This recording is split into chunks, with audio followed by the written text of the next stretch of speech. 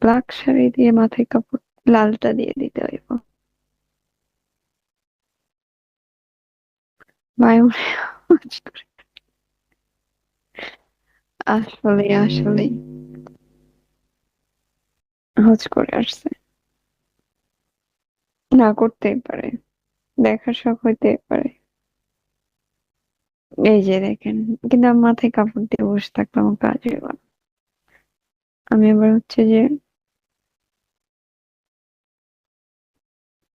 না, লাল শাড়ি পরে দিলে ভালো হইতো, বউ বউ লাগতো।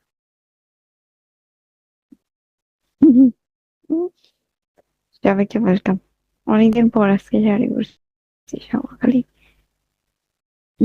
খুলে যেতেছে। সবাই একটু লাইভটা শেয়ার করো, ফলো করো।